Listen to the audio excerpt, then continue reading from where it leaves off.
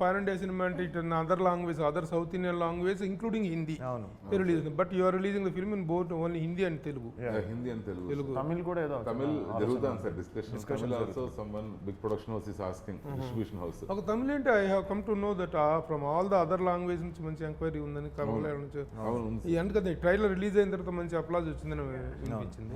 Sir this all happen because of trailer sir and Prabhas గారు release చేయడం. More over ఇంతకు ముందు మీ సినిమాలకు మీకు యూ హ్యావ్ సాయికి is wonderful market in north Hindi.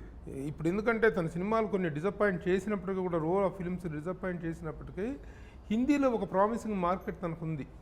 అందువల్లనే ఈజ్ కంటిన్యూస్ ఫిలిమ్స్.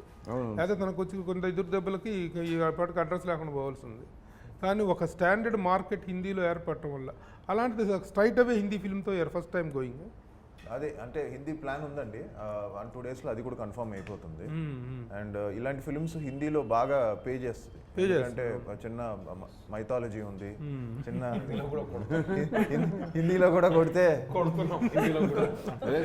అంటే ఆది గారికి హిందీలో ఆల్రెడీ కొంచెం ఉంది. అంటే ఇప్పుడు మా ప్రొడ్యూసర్ రాజశేఖర్ గారు, మైదర్ గారు, they are into other businesses, film and aggregation ఇవి చేస్తుంటారు అనమాట. బ్లాక్ మూవీ గురించి మనం ఎప్పుడో మాట్లాడుతూ ఉంటే over night it clock 12 million views అంట.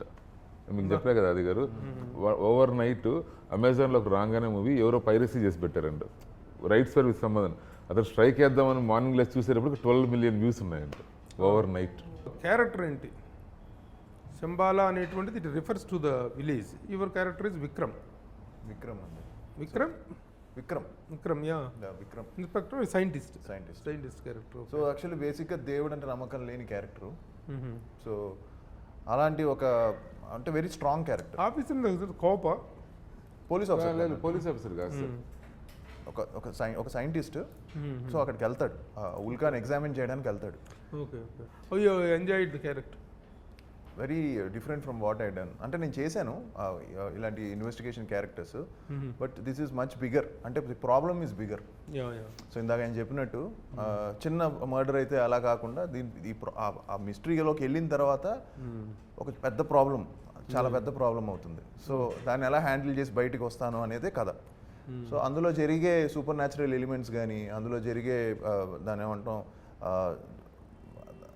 ఒక చిన్న డివోషనల్ టచ్, చిన్న మైథాలజీ అన్నీ మిక్స్ చేసి ఎవ్రీథింగ్ ఉంటుంది. So at the same time నాకు ఈ కథలో ఇంకోటి బాగా నచ్చింది ఏంటంటే ఈవెన్ హ్యూమన్ ఎమోషన్స్ కూడా బాగుంటాయి.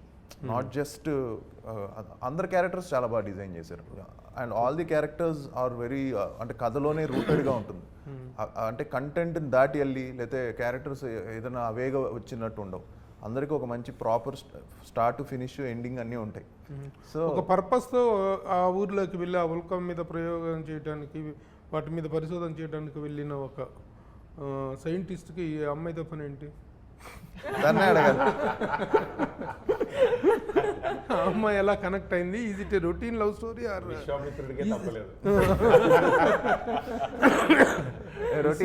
రొటీన్ అనే వర్డ్ ఉండదండి శంబాలలో. రొటీన్ గా అయితే ఏం ఉండదు. ఈ సినిమా రెగ్యులర్ టెంప్లేటెడ్ సినిమా కాదు.